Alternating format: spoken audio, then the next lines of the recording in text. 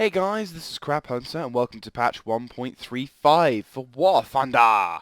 Yes, this is going to be the first impressions where I tell you the new features of this new patch and we'll hopefully get as many of them as right as possible and show you the new show you as many of the changes as possible. In this massive 1.35 patch we have got a butt ton of new aircraft and also we've got a few new gameplay changes which I think actually make certain battles a hell of a lot more interesting. First of all, though, we're going to be looking at some of the new aircraft. Now, this new patch, I think actually most of it is all focusing on the plane side of things. That's the most noticeable thing I've seen yet. So let's go to the Japanese first off. We're going to do a right to left. Actually, no, we might do a left to right, to be honest with you. Make it a little easier. Okay, so basically what's been happening in War Thunder is that there's been a few plane tier changes. So some planes which were originally at one tier are now higher, and some planes now are at some tiers are lower than they were previously, which all works out. For the Americans, let's start off. Over here, the Americans have had a couple of tier changes and a new plane added. Well, a couple new planes, but the ones at lower tier we'll talk about first. For the P-36 series, which I hate a lot, they've added another one, the P-36G, which is at tier 4, which actually now replaces the tier 4 P-40E1 Kitty Hawk. So now the P-40 is at tier 5 and the P-36G is at tier 4. I'm looking forward to playing this thing because normally I hate, well, not normally, I hate both the P-36A and the P-36C because they are very unmaneuverable, very difficult fighters, so it should be interesting to see what this one does.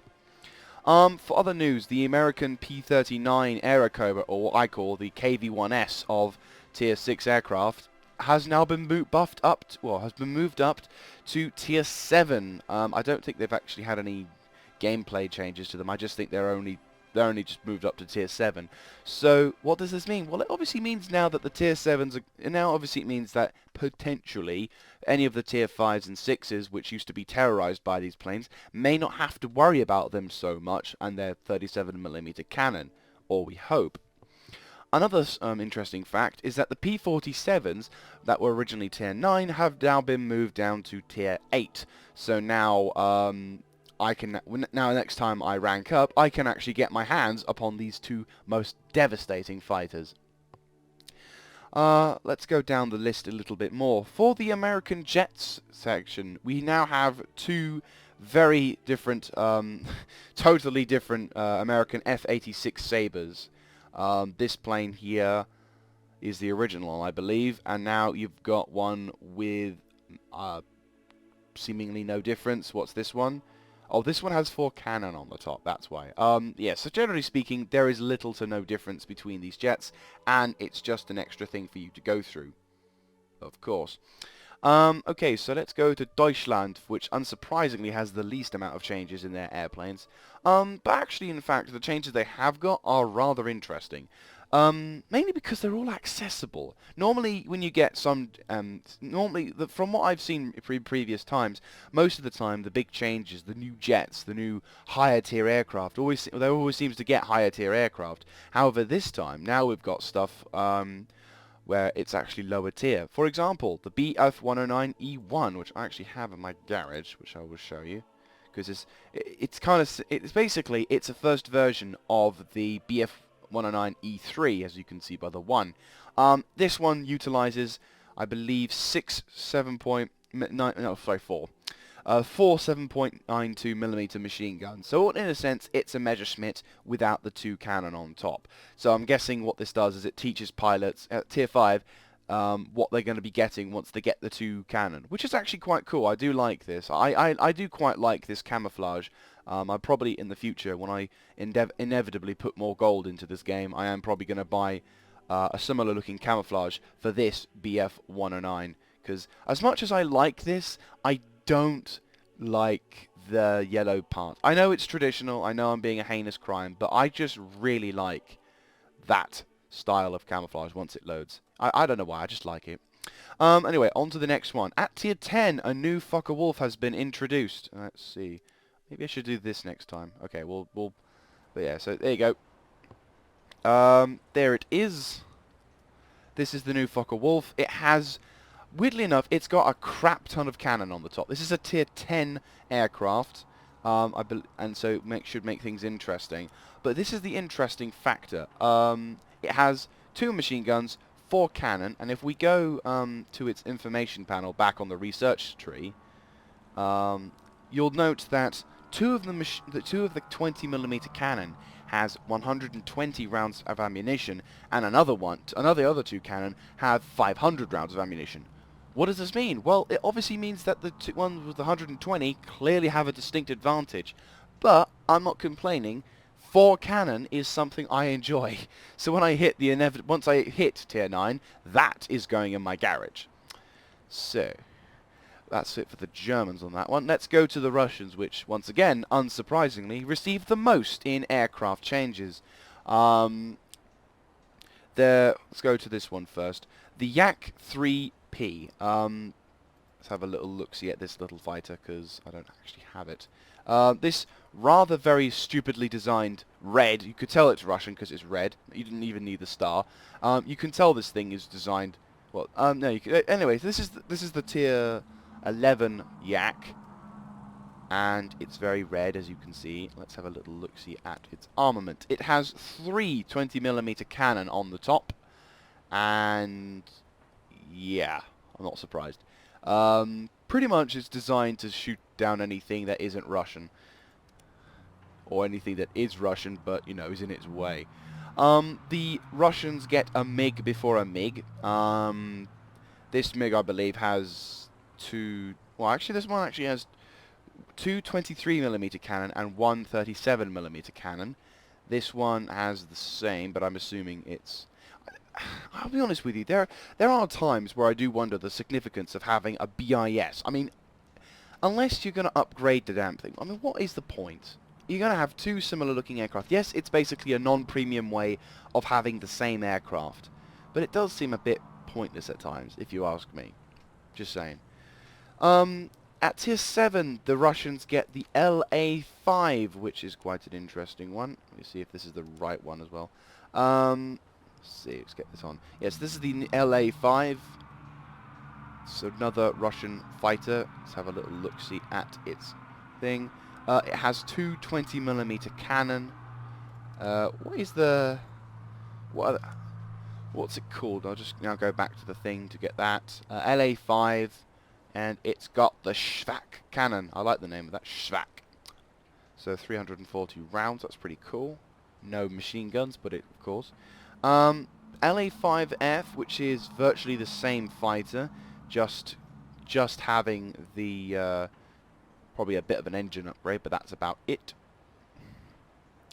And also, where are they? Where is it? The Russians get a new premium aircraft, the B-25 J-30 Mitchell bomber. Basically, this Soviet-fied Lend-Lease program is donated to the Soviet Union to help them out with their bombing runs and bombing missions. Because if there's one thing that's a little, I mean, I don't know.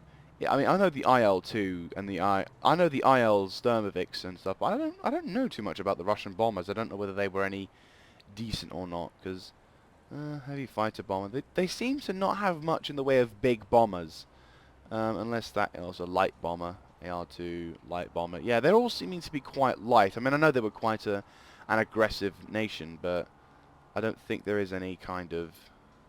No, I don't think there is. Drat. Oh well.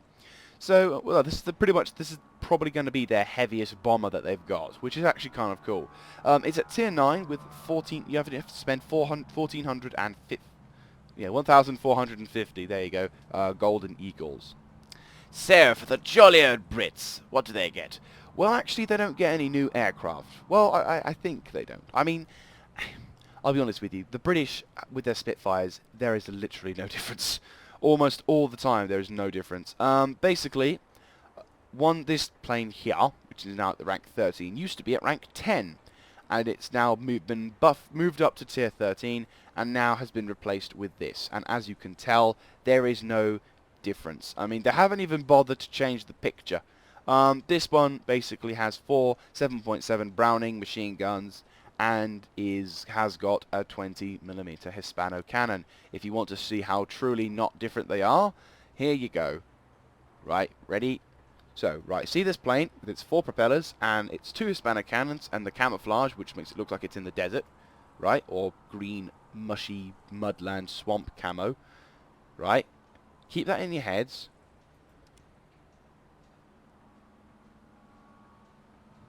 Bang! The exact same aircraft.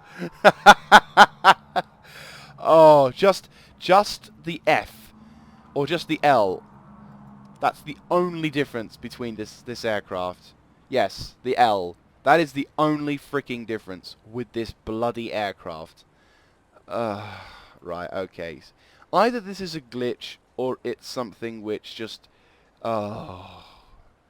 I'll be honest with you, that's the one disappointing aspect about this plane is, well, this tech tree, is the variation in fighters and the abilities that you have are so limited. I know I know during the Second World War it wasn't too crazy when it comes. I know we didn't have the most resources, but come on, England. You're supposed to have the best bloody fighter in the war, and you only have one of them. Why am I to complain? Anyway, the other changes, which are once again nearly insignificant, is the Spitfire Mark IIA. Here you go. Here is the Spitfire Mark IIA. Has the same amount of guns as the Spitfire Mark I, and once again the picture is little to no difference. What is the difference, you may ask? Well, possibly the engine may be going a little bit faster. They may have a better turn traverse. All sorts of fancy pants things. Just generally speaking, this patch for the English basically says, if you like the Spitfire so much, here's another one. And so we now have a Spitfire Mark II. That is the better variation of the Spitfire Mark II, because that actually now has the 20 Hispano cannons. But apart from that, that's it. Bit of a shame, isn't it? Finally, for the Japanese, they actually get a little bit of an upgrade to their tech tree. Most of it premium, but still quite important. I actually haven't played the Japanese. I might need to start playing them at some point. We'll talk about the premium fighters first. So first of all, they get the Ki-96. This is like another heavy fighter. It has two 20mm H5 cannon, and it has one 37mm cannon. So here we go, the Ki-96. There you go. It's very powerful. There's its armament, as you can see, very flashy. They do like to have the powerful fighters, don't they? And then also they have either a captured or a something or other. They basically have a Focke-Wulf 190A5, which I believe is practically the same as the Focke-Wulf in the German tech tree, only it is Japanese, though it does look a bit sinful seeing a German Focke-Wulf with the Japanese marking on it. I know it's part of the premium thing, but I don't know. I don't think I would buy that because I'd feel horrible flying it. I'd be like, oh, I'm flying the wrong aircraft. Anyway, so what is new that is non-premium? Well, the Japanese only receive one fighter, but this one is more than enough to shake up to stir up some rage in the forums. This is the Ki-102 Otsu. This is basically a heavy fighter with a 12.7mm machine gun, two 20mm cannons, and yes, you're not blind, that is a 57mm cannon firing 16 rounds a minute, 16 rounds in total. This, I might just go into Japan simply to have this plane. I kind of wish you could have this as a premium, but let's face it, if that was the case, good God, there would be no mercy. This tier 10 monstrosity will rip through any fighter and rip through any bomber. See that massive thing in the background? Bang, it's gone. Yeah, things are going to be looking very interesting for the Japanese. I mean, don't forget, the Japanese aircraft are very limited in the sense of armor. So it could be that these planes here might be easy to rip down. I mean, don't forget, with the 57mm cannon, this thing will definitely be shot at first. Any player who utilizes this will either be an arsehole to the rest of the enemy team. That's for certain. So, what else is new in this patch? Let's just go back to Germany. So what else is new in this patch? Well, there's been a few changes to the flight models of, I think, of over like 20 aircraft. So now, graphically, they look nice. I believe also they've changed things so that way, I think let's go over to the B-fighters now, because oh, we don't have a B-fighter on the left. Damn it! Hang on, let's just change the aircraft so you can see the B-fighter. Huzzah! There you go. So there, the B-fighter, the damage model for the B-fighter, and I believe the SU, or PE, I believe it's the SU, has been changed, so that way these things are a little easier to shoot down, which is kind of relieving. Oops, not failed yet. Is very much relieving, especially since, well, is relieving because this thing is quite a powerful aircraft. I mean, seriously, if you want to destroy enemy planes within a few seconds, this is your plane. Unless, of course, you're flying America, which then the Aero Cobra is your plane. Another new feature which people were looking forward to, which people are actually quite happy about, or were looking forward to when they first heard about it, was the events the events section. Basically, what this utilizes is 3 battles of 3 different difficulties, which entail players to play as specific aircraft during that period of time. Kind of, if you will ever compare it, like World of Tanks, in the sense of tiering. Instead of going up into a battle where you're in a Hurricane Mark II and you see a... Oh, there is a BF-109E3, never mind. Or, we'll put it in a silly circumstance. Instead of going into a Hurricane and you see a lag, like an LA-5 or something which is like tier 5 and 6 and 7, now it's actually going to be around that tier of aircraft, which is the tier, you know, the Hurricane, the Swordfish, the Blenheim. In the arcade version, you can play both Britain and Germany, but with only limited aircraft. As you can see, the aircraft here are automatically locked because obviously they weren't invented in this time, so it will be historically inaccurate. And the aircraft that were around at this time are now they are available. If you want to sort of select an aircraft out of the list, the ones that that are not available to be used are automatically locked up. Even the Nimrods were put out of that battle.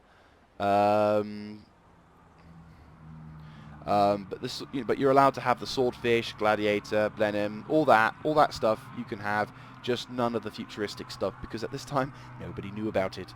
For the second one, the second one is the Guadalcanal campaign, which took place in September of 42.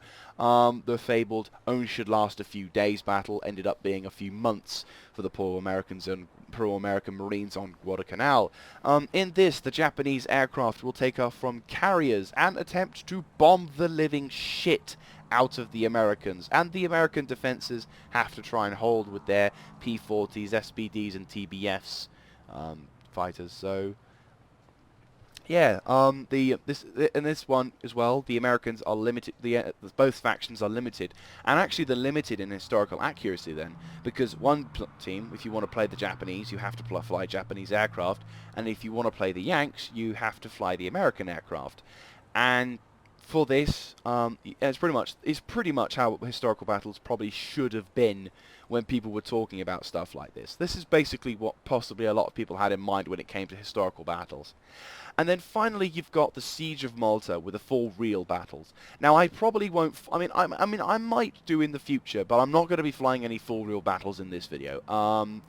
In this battle, it's quite simple. The Italian and Germans are trying to bomb the out of the Malta people. In case you're wondering what Malta's significance to the war was, these were the this island was the reason why the Desert Fox wasn't able to cross Egypt very effectively, because we kept bombing we kept bombing the fuel tankers that were coming to supply the Germans with fuel. That's how they kind of failed. So yeah, there's the 4 real battles, and each in one of these they've actually changed. They've actually given us a bit of a boost in rewards. So there you go. Alongside the new events mode, there is also another really cool feature for those of you guys out there who just want to have their own kind of make their own ways of fighting. If you go to custom battles, well, we're just going to create our own session on this one. Basically, now basically there's been a couple of new things added to the game. First of all, we've got two new maps. One of which is Paradise Island, which is the same island here, and also we've got Green Ridge over here. These two new maps are now available for arcade games, so if you guys want to enjoy that, that seems awesome. But what I'm going to talk to you guys about more is about what you can do when you want to create your own battle. Because now what you can do is, instead of just have 3 difficulty levels, we've got historical, arcade and full, you now have the ability to customize practically every aspect of it. So first of all you have this, then you put it in, and then, oh, would you look at that, you now have the ability to look at your engine control. So you can either have arcade, historical or full real, and you can change loads of different aspects. So for example, if you wanted to have basically everything as a historical, but have the ability to respawn and remove the ability for your pilots to die quickly, then that one's there for you. That's practically it. There you go. So if you want to have that, you can do that. If you want to remove HUD, if you want to remove the HUD from practically everything, then you can have that. Or if you want to have aim prediction, I believe the aim prediction is basically that little thing at the front of the enemy plane whilst you're shooting at him. You can evaluate difficulty historical battles, but you can completely change it. You can make it so that way you can respawn as historical battles, so that way you can practice your historical battles and to be able to figure out how to fly these things. You know, just general stuff like that, which, you know, I quite enjoy. I mean, that seems quite awesome, to be honest with you. But yeah, so if you guys want to customize your battles in that, this is actually quite a nice feature, because now, rather than just having to go on whereas now, whether you're just having to have a go on the actual servers to practice, you can kind of have a couple of battles in these servers where you can just create your own random mission, make it invitational only, make it a password in case anyone who, you know, make it a password just to be doubly safe, and then you can just go in there, fly against the bots, which are at their highest difficulty, to try and somewhat simulate enemy planes. And then that way, once you've figured out how to fly your plane, then you can take yourself into the actual historical battles and kick ass, take names, and chew some bubblegum. And another couple of features which may be rather insignificant but also are freaking awesome is these features here. First of all, we'll talk about the camouflage. Now, previously on War Thunder, when you wanted to buy camouflage, you had to kind of know what you were talking about, or have the ability just to quickly nip on the internet to see what kind of camouflage you wanted. Because obviously beforehand, when you had the ability to select camo, you had to be careful, because if you clicked that, it would originally, boop, there you go. Now you have that. Whether you wanted to see what color it is or not, you didn't really have much choice in the matter. You just either you clicked on it and you had to know what it looked like beforehand. Well, Wargaming have, Wargaming, wrong company. Gaijin have now changed that, and so now when you want to have a look at it, what you have to do is you've got to click on it, which is awesome, and then you click on the order button. This is pretty awesome. I kind of wish they implemented this before, but oh well. And this will probably be my new tier. This will be my new skin for my aircraft, because as much as I like the old one, this one just looks too awesome. Besides, I'm not a big fan of the yellow. So yeah, that's one of the cool features. If we go over to the Yanks, because you know how much the Yanks like to show off. Let's get into my other aircraft, because I changed this for a lower tiering thing, just to show off the lower tiers. So, for example, my new B-25 Mitchell, and Jesus Christ, I love this bomber when it eventually shows up. There you go. So this is the standard camouflage, but we can always have the USAAF. So what does this make it? It makes it green, if I'm not mistaken. US Army Air Force, yeah. Come on, load. Load! You know, oh, there you go. Ooh, that actually does look nice. So now what you can do is you can literally, you can utilize the, you could see what you want and think, okay, I quite like the look of that, I'll have that as my air thing, donk, rather than, right, I've got to know what I'm talking about here. And so yeah, this actually makes it quite interesting, because now, instead of wasting gold on something you probably wouldn't have bought in the first place, now you can, and it looks awesome. I will ignore that loading, so you can back out and it'll be back to the usual stuff. The other cool feature in this is now your pilot can have titles. The titles, as you can tell, it basically gives you an achievement thing, Where is it? I think they're in this part, weren't it? Yes, there are. So for example, now that there are titles, I've apparently have... Where is it? Ah, there you go, titles. So there you go, I now have titles in this, and Hero of Dover. Oh, location's Britain, so I need to win. I actually would like that, Hero of Dover. Oh, I want to try and see if I can get that. But yeah, generally speaking, it's stuff that you can now stick under your pilot, or stick over your plane, I don't know which one, which basically says, haha, I am a god of war, or haha, I am a destroyer, or a thunderer, or something like that. It just makes it a little, it just adds a little bit more of a personal touch to your flying. Now, if you are wondering, if you're wondering if all the stuff that you've done beforehand would get you some achievements, no, unfortunately, it's all starting from now. So from now on, all the shit that you do will culminate into this effect. Another cool feature, of course, is for those of you out there who don't really enjoy playing War Thunder arcade and just want to play historical or real battles, there is a ×2 and 4 multipliers for those who play that. So instead of getting 100,000 for God of War, I'm assuming you for ×4. I'm assuming 1,000, or 100. I'm assuming that's like I don't know. I think 10,000 perhaps, 400. I can't remember now. That basically you won't have to do it. You won't have to play as long in order to enjoy the benefits of... You don't have to shoot down as many planes if you're flying real battles before you can enjoy the benefits. Pretty much the same here, so I'm imagining... let's see, battles against other players, ground units destroyed. So with that one, 400, Thunderer, all that sort of stuff. So anyway, that's the awesome thing. I don't actually have any titles at the moment. Nope, don't have that. Or jet-powered elite commander. I'm assuming that basically means you've got a jet. I have actually apparently got fine art expert. I'm not exactly sure. Oh, decals, that's why. Disguise 9 lived. Oh, I see.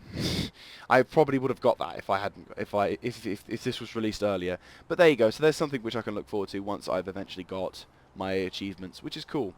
So that is the new features of patch 1.35. I will now go into the Battle of Britain. Huzzah! And we will see... Oh, the wrong one. Pardon me. Oh, we're now going into the Battle of Britain to see what it is like. Wish me luck.